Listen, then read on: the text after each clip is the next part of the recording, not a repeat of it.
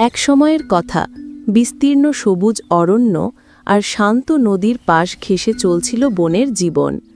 হরিণেরা নদীতে পানি খেত, বানরেরা গাছে দোল খেত, আর পাখিরা উড়ে বেড়াত মনের আনন্দে। মনে হতো এই বন যেন এক চির শান্তির স্বর্গ। কিন্তু এই শান্তির মধ্যে হঠাৎ নেমে আসে এক ত্রাস। নদীর গহীনে বাস করত এক বিশাল হিংস্র কুমির। সে লুকিয়ে থাকত পানির নিচে, আর সুযোগ পেলেই শিকার করত নিরীহ শান্তিপ্রিয় বন্যপ্রাণীদের। বনের রাজা, এক বুদ্ধিমান ও সাহসী বাঘ, দূর থেকে এ অন্যায় দেখছিল। সে জানত, যদি কুমিরকে থামানো না যায়, তবে এই বন একদিন পশু পাখির কোলাহল বিলীন হয়ে যাবে।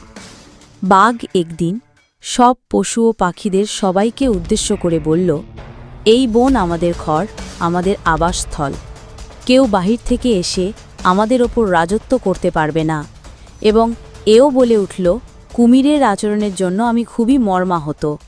আমি একাই এর ব্যবস্থা নেব। আমি একাই কুমিরের বিরুদ্ধে লড়ব। পরের দিন সকালে বাঘ পৌঁছালো নদীর পাড়ে। সে গর্জন করে ডেকে বলল, এই কুমির, আজ তোর সন্ত্রাসের শেষ দিন। সাহস থাকলে সামনে আয়। কুমির পানির নিচ থেকে উঠে এলো। বাঘের চোখে চোখ পড়ল। বাঘ ছিল দৃঢ়, কুমির ছিল হিংস্র।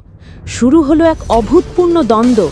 মারামারি হিংস্রতায় কেঁপে উঠল নদীর দুই পাড়। শেষে কুমির ক্লান্ত হয়ে পড়ে। বাঘ বলে, আর যদি কারো ক্ষতি করিস, তাহলে জানে ফিরতে দিতাম না।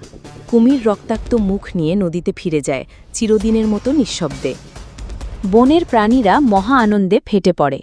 বাঘ আবারও হয়ে ওঠে বনের অভিভাবক। কিন্তু বাঘ জানত, ভবিষ্যৎ রক্ষা করতে হলে সবাইকে সচেতন হতে হবে। সে বন্যপ্রাণীদের শেখাতে শুরু করে আত্মরক্ষার কৌশল আর গঠন করে বন রক্ষা বাহিনী। এক বাঘ একাই দাঁড়িয়েছিল অন্ধকারের বিরুদ্ধে। তার সাহস, বুদ্ধি আর নেতৃত্ব ফিরে এসেছিল আলোর দিন।